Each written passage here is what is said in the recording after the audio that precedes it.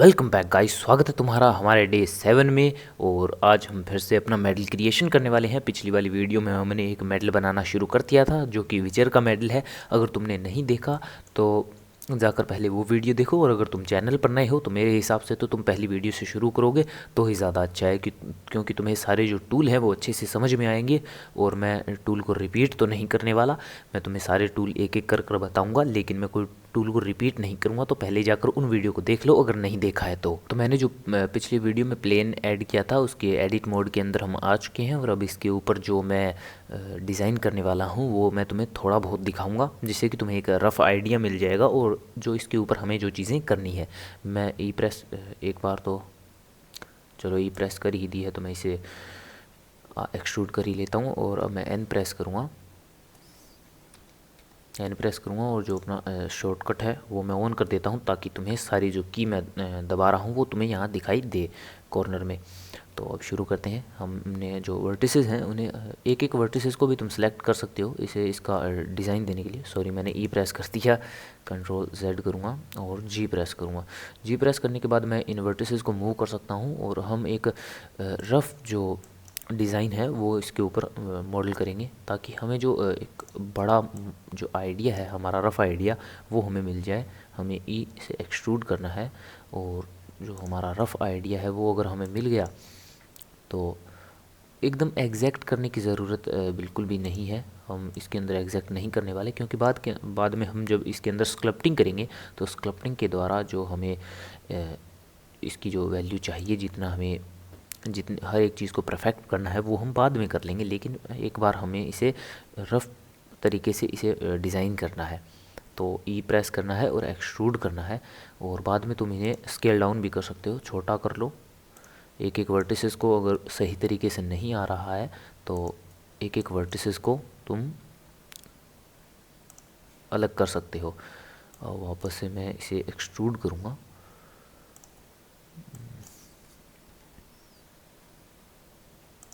अब जो मैं तुम्हें बताना चाहता था वो बता देता हूँ पहले, जिसके लिए मैंने ये अभी तक रोक रखा है।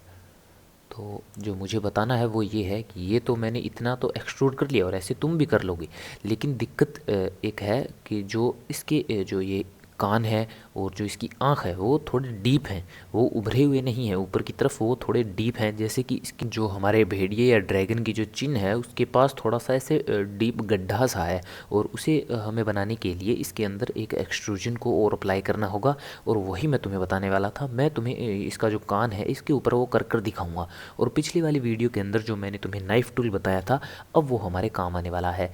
तो इसके कान के ऊपर अगर तुम्हें दिखाई दे रहा है तो एक एक्सट्रूजन है जो कि डीप है। तो हमें उसे बनाने के लिए जो हमारा नाइफ मोड है उसे एक्टिवेट करूँगा, के प्रेस करूँगा। इसका के शॉर्टकट है, जब हम के प्रेस करेंगे तो हम अपने नाइफ टूल के ऊपर चले जाएंगे। और जैसे ही मैं इसे प्रेस करूँगा तो मैं इसके पास एक जो हमारा रफ़, जहाँ जहाँ हमारा डीप कान है वहाँ मैं एक लाइन बनाता जाऊँगा, और जिससे कि हमारा एक रफ़ आइडिया मिल जाएगा कि हमें कितने पार्ट को एक्सट्रूजन करना है। अब मैं एंटर प्रेस करूँगा तो हमारा जो नाइफ टूल है वो ऑफ हो जाएगा, और जितना हमने इसे काटा था वो हमें मिल जाएगा। अब अगर तुम्हें दिख रहा है तो हमारे पास दो फेस हैं। मैं फेस सिलेक्शन के ऊपर चला जाऊँगा और दो फेस हैं। अब अगर मैं इसे एक्सट्रूड करूँगा डीप -z की तरफ, अब देखो मैं +z के ऊपर हूँ, और अगर मैं -z की तरफ यानी कि नीचे की तरफ अगर इसे एक्सट्रूड करूँगा तो वो डीप वाला जो इफ़ेक्ट है वो हमें मिल जाएगा। और ऐसे ही हमें जितने भी जो डीप वाले इफ़ेक्ट हैं, जैसे कि इसके जो नीचे ये शायद बाल हैं, इसके बालों के पास जो डीप जगह है, जैसे इसके चिन्ह के पास जो डीप जगह है, और इसकी आँख के अंदर और आँख के आगे भी थोड़ी सी जो जगह है वो हमें इसके थ्रू बनानी है। तो वैसे ही तुम्हें इसे एक्सट्रूड करना होगा। और अब मैं तुम्हें एक ऐसा ही रफ़ आइडिया इसकी चिन्ह की तरफ दे देता हूँ, जिससे कि तुम्हें इसका एक जो रफ़ आइडिया है वो मिल जाएगा। और मेरे हिसाब से तो तुम कर लोगे। अगर फिर भी नहीं कर पाते हो तो तुम मुझे कमेंट सेक्शन के अंदर बता सकते हो, मैं तुम्हें जवाब दे दूँगा, या शायद एक और वीडियो ही बनानी पड़ेगी, पता नहीं। लेकिन तुम मुझे बता सकते हो, मैं ज़रूर जवाब देने की कोशिश करूँगा। अब देखो इसका जो यहाँ एक हेयर है या शायद पता नहीं क्या है, लेकिन जो भी है हमें इसे एक्सट्रूड करना होगा इससे। तो मैं कंट्रोल आर प्रेस करूँगा और मैं इसे यहाँ पे अप्लाई कर दूँगा। अब मैं वापस से अपने वर्टिस सेलेक्टेड ग्रुप के ऊपर जाऊँगा और इस वाले वर्टिसेस को सेलेक्ट करूँगा और सेम इस वर्टिसेस को सेलेक्ट करूँगा और ई प्रेस करूँगा। और ई प्रेस करने के बाद ये एक्सट्रूड हो जाएगा। मैं एस प्रेस करूँगा और ये सेलेक्ट हो गया। और जैसा कि तुम्हें दिख रहा है, मैं ई प्रेस दोबारा से करूँगा और एस प्रेस करूँगा तो मैं इसे डिज़ाइन कर पा रहा हूँ। और ऐसे ही तुम्हें इन सबको करना है, जो कि थोड़ा टाइम कंज्यूमिंग है। तो तुम मेरी वीडियो देखने से अच्छा है कोई गाना लगा लो और शुरू हो जाओ। वैसे मैं तुम्हें एक दो चीज़ें और बताने वाला हूँ, तो उनको ध्यान से सुन लेना ताकि तुम अच्छे से कर पाओ और तुम्हारा बाद में कोई सवाल ना हो और तुम मुझे और अच्छी तरीके से एक्सप्लेन करने के लिए ना बोलो। क्योंकि कुछ लोग बोलते हैं कि भाई और अच्छे से और अच्छे से, तो भाई वीडियो तो देखो और अच्छे से, तुम्हें अच्छी तरीके से समझ में आ जाएगा। एक लूप कट हम यहाँ लगाएं। मैं एज सिलेक्शन के अंदर जाऊँगा और इसको सेलेक्ट करूँगा, इसको सेलेक्ट करूँगा, शिफ्ट के साथ इसको सेलेक्ट करूँगा और ई प्रेस करूँगा जिससे कि ये एक्सट्रूड हो जाएगा। और हमें एक तो चाहिए यहाँ, और मैं वापस से वर्टिस सेलेक्ट के अंदर जाऊँगा और इसे हम थोड़ा इधर की साइड करेंगे और शायद ये मुझे यहाँ तक प्रेस करना होगा।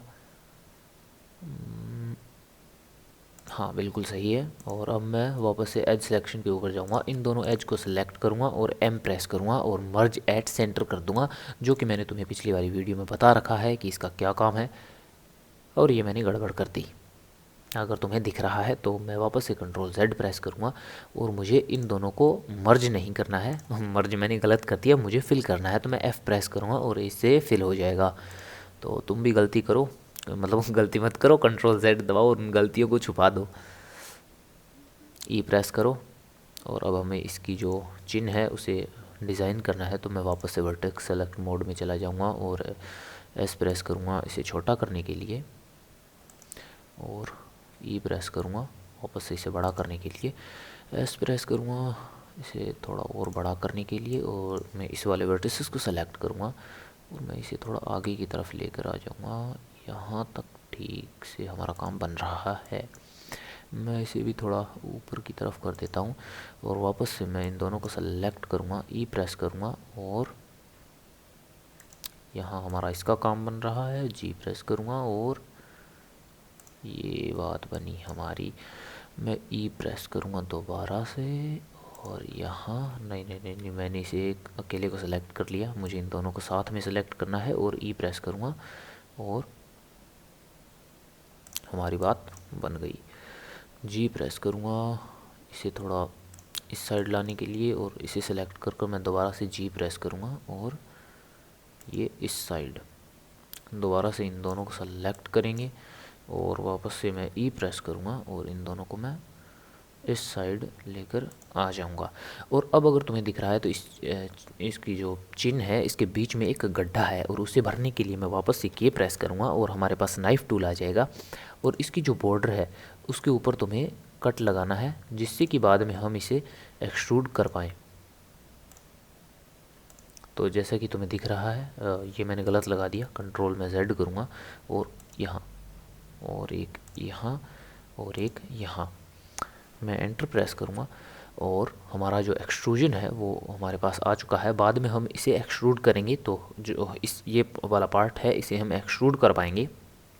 और ध्यान रखना बाद में हम इसके ऊपर sub division surface mode apply करने वाले हैं, तो जो इसके एजेस हैं उनके ऊपर लूप कट या ये नाइफ़ टूल है इसकी सहायता से वर्टिसेस को ऐड कर लेना, जो कि मैंने तुम्हें पिछली वाली वीडियो में बताया है, ताकि तुम जब सब डिवीज़न सरफेस को अप्लाई करो तो जो तुम्हारी वीडियोज़ हैं, मतलब जो तुम्हारी ये एक्सट्रूजन है उसके ऊपर वो सही तरीके से अप्लाई हो जाए, वो सब डिवीज़न सरफेस लगाते ही फैले नहीं।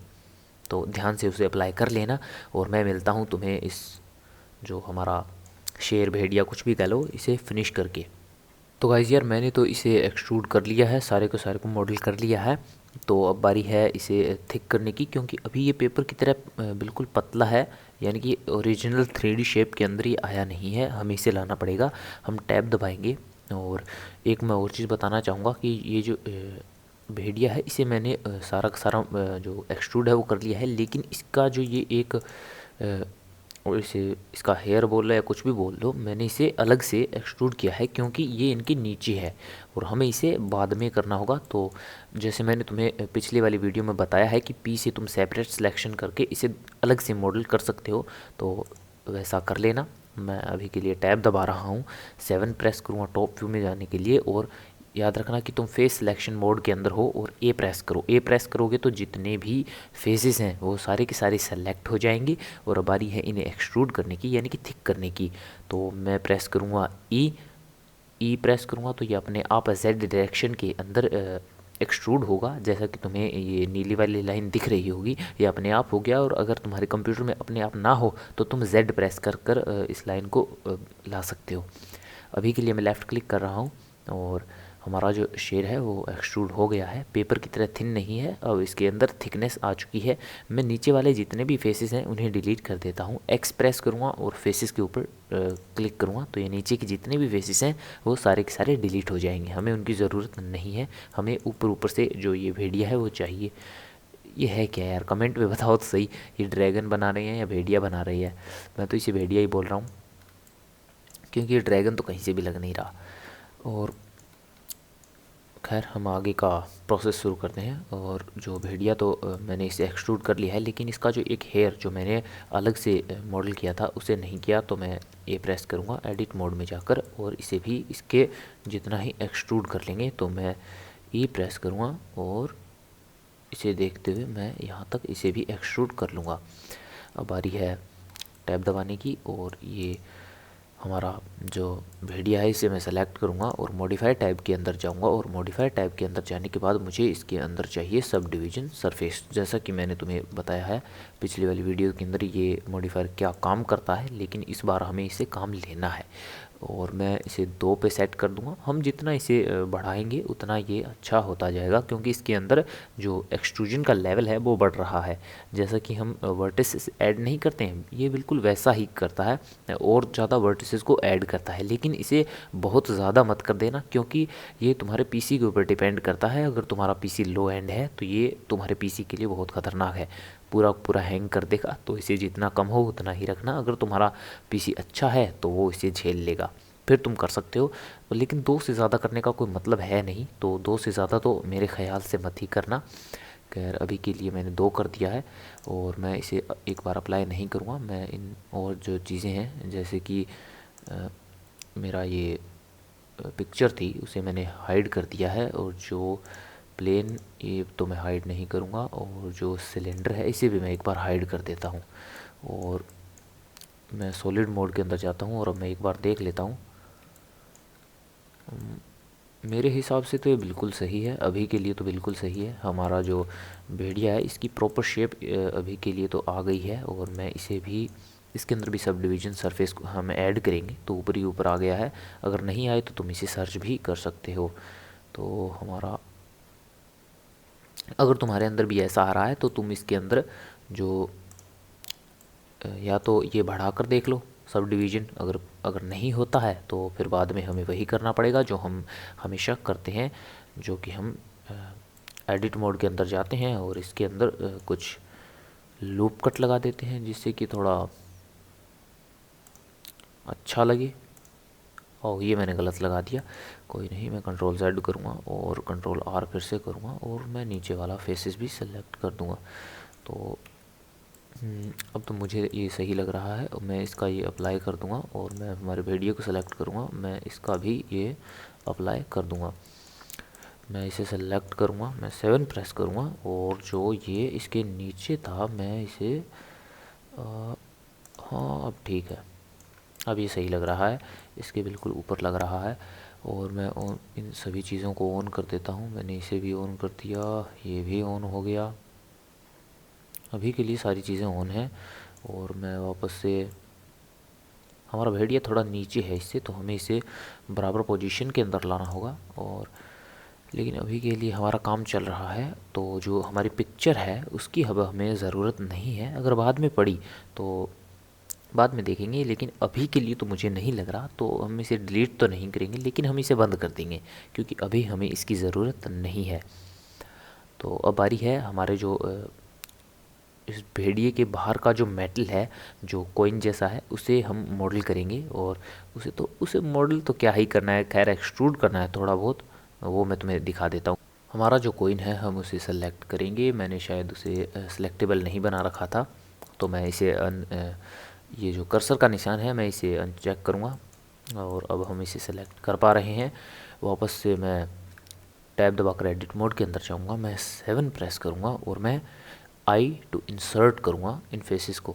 और मैंने इन सभी को कर दिया है, तो मैंने गलती कर दी है, मैं कंट्रोल Z दबाऊँगा और वापस से मैं एडिट मोड के अंदर आऊँगा। और जो मुझे ऊपर वाला फेस है इसे सेलेक्ट करना है, तो मैं फेस मोड के अंदर जाऊँगा और जो ऊपर वाला फेस है वो हमने सेलेक्ट कर लिया है। 7 दबाकर मैं टॉप व्यू के अंदर जाऊँगा और आई प्रेस करूँगा, जिससे कि मैं इसे इंसर्ट कर पाऊँगा। और बाहर की जो बॉर्डर है वो मेरे ख़्याल से इतनी बहुत है, शायद बाद में देख लेंगे। अभी के लिए तो मुझे इतनी बहुत लग रही है। और अब मैं इसे एक्सट्रूड करूँगा Z डायरेक्शन के अंदर और हमारा कॉइन जो मेटल है वो तैयार है। थोड़े से इसके अंदर और चेंजेस करने होंगे हमें। मैं कंट्रोल R प्रेस करूँगा इसके प्रॉपर बाहर की तरफ एक लूप कट लगाने के लिए, और मैं इसे थोड़ा सा S प्रेस करके ऐसे बड़ा कर लूँगा ताकि थोड़ा अच्छा लगे, गोलाई के अंदर लगे, बिल्कुल ऐसे स्ट्रेट ना लगे। हमारा कॉइन तो लगभग कंप्लीट हो गया है, बस इतना ही है हमारे कॉइन में। कंप्लीट करने जैसा कुछ तो था ही नहीं।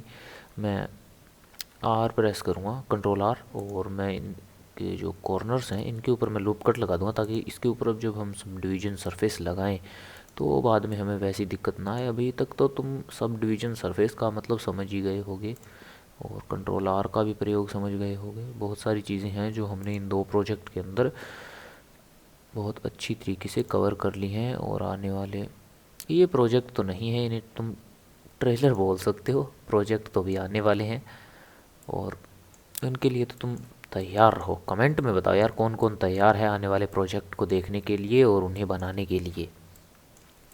एक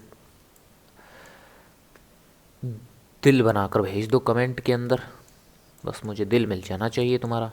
कौन कौन आने वाले प्रोजेक्ट के लिए तैयार है। और हमारा कॉइन तैयार हो चुका है। मैं टैब दबाऊंगा और इसके ऑब्जेक्ट मोड में जाऊंगा और एक मॉडिफायर ऐड करेंगे, सब डिवीज़न सरफेस, और हम इसे एक रहने दें या दो, ठीक है।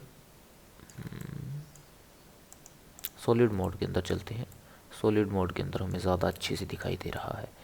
हाँ, मेरे ख़्याल से सही है। हम हमारा भेड़िया सेलेक्ट करेंगे। मैं टैब दबाकर नहीं 1 दबाकर मैं फ्रंट व्यू के ऊपर जाऊंगा और G प्रेस करूंगा और Z प्रेस करूंगा ताकि हम इसे थोड़ा सा ऊपर लेकर आएँ। और इसे भी मैं C प्रेस करूंगा, Z प्रेस करूंगा और ऊपर लेकर आएँ ताकि हमें दिखे तो सही। हमारा लगभग काम तो इसके अंदर हो चुका है। जो ये ड्रैगन है इसके अंदर मैं शेड स्मूथ करूँगा, राइट क्लिक करूँगा माउस से, तो ये इसके अंदर देखो शेड स्मूथ करने से जो इसके अंदर ये जो लाइनें दिखाई दे रही हैं ये दूर हो जाती हैं। इसका नाम ही ऐसा ही है यार, शेड स्मूथ, यानी कि ये स्मूथ करता है चीज़ों को। और आज के लिए तो इतना ही, और अगली वीडियो में हम इसके अंदर स्कल्पटिंग करेंगे। इसकी जो आँखें हैं, इसका जो कान है, और इसके कान के पास जो ये एरिया है इसके पास थोड़ा सा हमें स्कल्पटिंग के थ्रू डिटेल है वो ऐड करनी है। और इसके जो दांत हैं उन्हें भी थोड़ा सा सही करना है। तो मिलते हैं अगली वीडियो में। अगर चैनल को सब्सक्राइब नहीं किया है तो कर लो।